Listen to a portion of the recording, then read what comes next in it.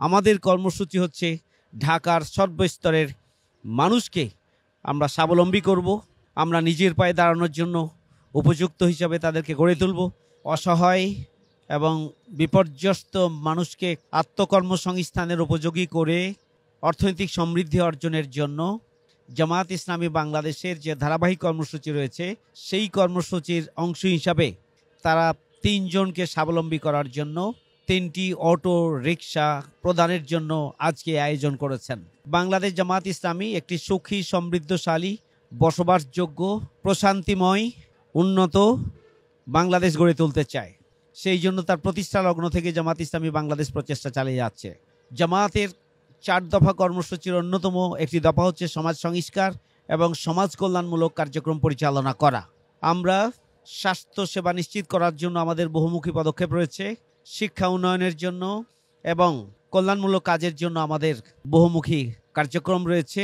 আমাদের আত্মকর্মসংস্থানের জন্য আমাদের প্রশিক্ষণের বহুমুখী ব্যবস্থা রয়েছে এবং প্রশিক্ষণের পরে তাদের হাতে যে খাতে উপযুক্ত তাদের হাতে প্রয়োজনীয় সামগ্রী তুলে দেওয়ার জন্য আমাদের যে পদক্ষেপ রয়েছে সেই পদক্ষেপের অংশ হিসাবে আজকে আমরা ৩ জন দক্ষ প্যাটেলারের হাতে, ড্রাইভারের হাতে আমরা একটি করে অটোরিকশা তুলে দেওয়ার মধ্য দিয়ে তাদেরকে অর্থনৈতিকভাবে স্বাবলম্বী করে গড়ে তোলার জন্য আমরা পদক্ষেপ গ্রহণ করেছি।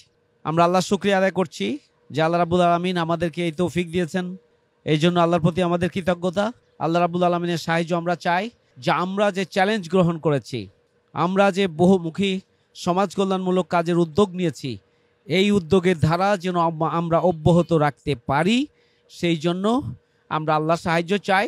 যারা বিত্তবান, যাদেরকে আল্লাহ সম্পদের মালিক করেছেন, জাকাতের খাত থেকে হোক আর তার মূল অর্থের মধ্য থেকে হোক, আমরা বিত্তবানদের প্রতি আহ্বান জানাতে চাই যে জামায়াত ইসলামীর জাকাত ফান্ডে অথবা জামায়াত ইসলামীর সমাজ কল্যাণ ফান্ডে আপনি নির্দ্বিধায় অর্থ দান করতে পারেন, যেখান থেকে আপনার পছন্দ মতো অথবা আমাদের পরিকল্পনা মতো আমরা সংশ্লিষ্ট ব্যক্তিদের কাছে, উপযুক্ত ব্যক্তিদের কাছে আমরা সামগ্রী পৌঁছিয়ে দিতে পারবো এবং আমরা এই কার্যক্রমটা খুবই দক্ষতার সাথে এবং খুবই স্মার্টলি এই কাজটি আমরা অব্যাহত রেখেছি এবং এটি আমাদের চলমান রয়েছে। এই জন্য সামর্থ্যবানদের প্রতি আমরা আহ্বান জানাতে চাই, আপনারা আস্থার সাথে আমাদের ফান্ডে আপনারা সহযোগিতা করতে পারেন। আমরা সুনির্দিষ্ট খাতে এটা ব্যয় করে থাকি। আমাদের একটা এস্টাবলিশমেন্ট আছে, আমাদের অফিস আছে, আমাদের হিসাব নিকাশের জন্য ব্যবস্থাপনা আছে, আমাদের স্টাফ আছে, অডিটের জন্য ব্যবস্থাপনা আছে। সুতরাং নির্দ্বিধায় জামায়াত ইসলামী জাকাত ফান্ড অথবা জামায়াত ইসলামী সমাজ কল্যাণ ফান্ডে আপনি আপনার অর্থ দিতে পারেন। আমি বিত্তবানদের উদ্দেশ্যে বলতে চাই যে আল্লাহ রাব্বুল আলামিন বলেছেন অফি আমওয়ালিহিম হাক্কুল লিসাইলি ওয়াল মাহরুম, যে তাদের সম্পদে হক রয়েছে যারা প্রার্থী এবং যারা বঞ্চিত, ক্ষতিগ্রস্ত, তাদের হক রয়েছে। সুতরাং আপনার সম্পদে যাদের হক রয়েছে তাদের হককে যথাযথভাবে পৌঁছে দেওয়ার জন্য বাংলাদেশ জামায়াত ইসলামী নিরলসভাবে প্রচেষ্টা চালিয়ে যাচ্ছে। এই জন্য জামায়াত ইসলামীর ফান্ডে আপনি আস্থার সাথে আপনার অনুদান আপনি দিতে পারেন। আপনার চিন্তার আলোকে এবং আমাদের সংগঠনের পরিকল্পনা মাফিক আমরা সেটি তার সংশ্লিষ্ট ব্যক্তির কাছে পৌঁছে দেব ইনশাআল্লাহ। সম্মানিত ভাইয়েরা আমার, রাজধানী ঢাকার সংগঠনকে আমরা একটা শক্তিশালী ভিত্তির উপরে দাঁড় করাতে চাই। শুধুমাত্র এটি আমাদের কর্মসূচি নয়, ঢাকা মহানগরীর সকল শ্রেণী পেশার মানুষের কাছে ইসলামের আদর্শিক সৌন্দর্যকে আমরা পৌঁছে দিতে চাই। শুধুমাত্র এটি আমাদের কর্মসূচি নয়, আমাদের কর্মসূচি হচ্ছে ঢাকার সর্বস্তরের মানুষকে আমরা স্বাবলম্বী করব, আমরা নিজের পায়ে দাঁড়ানোর জন্য উপযুক্ত হিসাবে তাদেরকে গড়ে তুলব, তাদেরকে প্রশিক্ষণ দেব এবং তাদেরকে আগামী দিনে অর্থনৈতিক সমৃদ্ধি অর্জনের জন্য শুধু নিজের সংসার পরিচালনা নয়, দেশের অর্থনৈতিক উন্নয়নের জন্য তারা যেন ভূমিকা পালন করতে পারে, আমরা সেইভাবে তাদেরকে গড়ে তোলার যে কর্মসূচি আমরা গ্রহণ করেছি সেটা আমাদের অন্যতম একটি গুরুত্বপূর্ণ কাজ এবং সেই কর্মসূচি বাস্তবায়নে আমরা ঢাকাবাসীকে এগিয়ে আসার জন্য, ঢাকাবাসীকে স্বতঃস্ফূর্তভাবে আমাদেরকে সহযোগিতার জন্য এবং ঢাকাবাসীকে আমাদের জন্য দোয়া করার জন্য আমরা অনুরোধ জানাচ্ছি। আপনারা জানেন যে আমাদের উপরে জুলুম, নির্যাতন, নিষ্পেষণের স্টিম রোলার চালানো হয়েছে। আমাদের আমিরে জামাত সহ শীর্ষ 11 জন নেতা সহ 5 শতাধিক নেতাকর্মীকে হত্যা করা হয়েছে। আমাদের কেন্দ্রীয় অফিস থেকে সকল অফিস বন্ধ করে দেওয়া হয়েছিল, ওয়ার্ড অফিস পর্যন্ত। আমাদেরকে স্বাভাবিকভাবে চলতে ফিরতে দেওয়া হয়নি। আমাদের নেতাকর্মীরা বাড়িতে ঘুমাতে পারে নাই, আমাদের নেতাকর্মীরা চাকরি বাকরি ব্যবসা বাণিজ্য করতে পারে নাই। কিন্তু এরপরও আমরা বিকল্প পন্থায় বাংলাদেশের ঢাকা মহানগরী শুধু নয়, গোটা বাংলাদেশের সমস্ত জায়গায় সংগঠনের কার্যক্রম আমরা চালিয়ে নিয়েছি।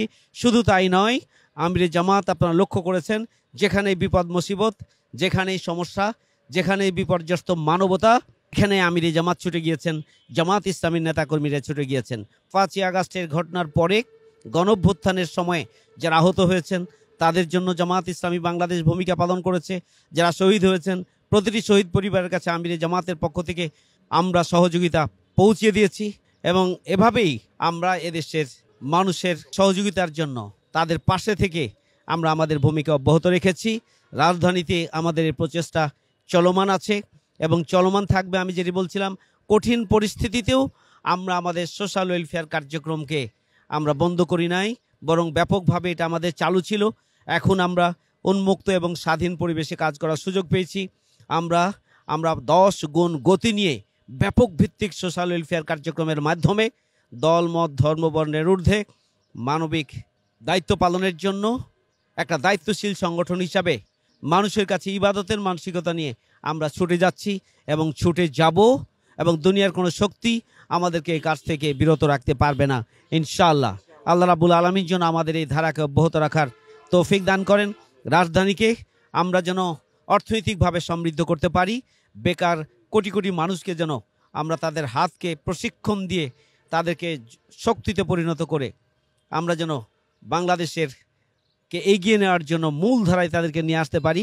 সেই জন্য আমাদের যে প্রচেষ্টা, সেই প্রচেষ্টা অব্যাহত রাখার জন্য আমি সর্বস্তরের জনগণের কাছে দোয়া এবং আল্লাহ সাহায্য কামনা করে আমার বক্তব্য এখানে শেষ করছি। আল্লাহ হাফেজ। বাংলাদেশ জিন্দাবাদ। বাংলাদেশ জামাত ইসলামী ঢাকা মহানগরী দক্ষিণ জিন্দাবাদ। আসসালামু আলাইকুম ওয়া রাহমাতুল্লাহি ওয়া বারাকাতুহু।